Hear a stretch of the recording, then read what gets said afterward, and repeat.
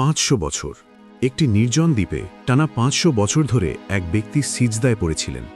তার জীবনে একটিও পাপ ছিল না, কিন্তু কিয়ামতের দিন যখন তাকে আল্লাহর সামনে আনা হলো, তখন তাকে জান্নাত নয় বরং জাহান্নামের হুকুম দেওয়া হলো। কেন এমন হলো? 500 বছরের নিরবিচ্ছিন্ন ইবাদত কি তবে ব্যর্থ হয়ে গেল? সেই রোমহর্ষক কারণ জানলে আপনার শরীরের লোম দাঁড়িয়ে যাবে। আজকের ভিডিওতে আমরা জানব সেই ব্যক্তির আমলনামার এক গোপন সত্য। আল্লাহ তাকে সমুদ্রের মাঝখানে একটি 30 হাত লম্বা পাহাড়ে থাকার ব্যবস্থা করে দিয়েছিলেন। সেখানে তার তৃষ্ণা মেটাতে নোনতা সমুদ্রের মাঝে মিষ্টি পানির ঝর্ণা আর ক্ষুধা মেটাতে প্রতিদিন একটি অলৌকিক ডালিম ফল তৈরি হতো। 500 বছর ধরে তিনি কোনো পাপ না করে শুধু আল্লাহর তাসবিহ পড়তেন। তিনি দোয়া করেছিলেন যেন সিজদারত অবস্থায় তার মৃত্যু হয়। আল্লাহ তার সেই দোয়াও কবুল করেছিলেন।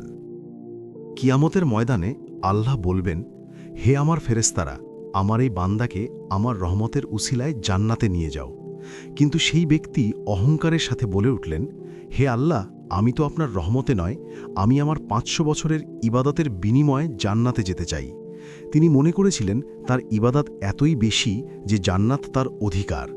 তখন আল্লাহ নির্দেশ দিলেন, আমার নেয়ামতের সাথে তার ইবাদতের তুলনা করো। ফেরেশতারা যখন পাল্লায় মাপলেন, দেখা গেল আল্লাহর দেওয়া মাত্র একটি চোখের নেয়ামতের ওজনেই 500 বছরের ইবাদত হেরে গেছে। আল্লাহর সেই সামান্য নেয়ামতের শুকরিয়া আদায় করার মতো ক্ষমতাও ওই ব্যক্তির ইবাদতের ছিল না। তখন আল্লাহ ফেরেশতাদের বললেন, একে টেনে হিঁচড়ে জাহান্নামে নিয়ে যাও। জাহান্নামের কাছে গিয়ে লোকটি কাঁদতে শুরু করলেন এবং নিজের ভুল বুঝতে পারলেন। তিনি চিৎকার করে বললেন, হে দয়াময়, আমাকে ক্ষমা করুন, আমি আপনার ইবাদতের জোরে নয়, আপনার রহমতেই জান্নাতে যেতে চাই। আল্লাহ তখন দয়া করে তাকে জান্নাতে প্রবেশের অনুমতি দিলেন, কারণ আল্লাহর রহমত ছাড়া কারো পক্ষেই জান্নাত পাওয়া সম্ভব নয়। বন্ধুরা, এই গল্প আমাদের শেখায় যে আমাদের আমল যতই হোক, আল্লাহর দয়া ছাড়া আমরা কিছুই নই। তাই নিজের ইবাদত নিয়ে অহংকার করবেন না। এই ঘটনাটি যদি আপনার হৃদয়ে নাড়া দিয়ে থাকে, তবে কমেন্টে লিখুন সুবহানাল্লাহ।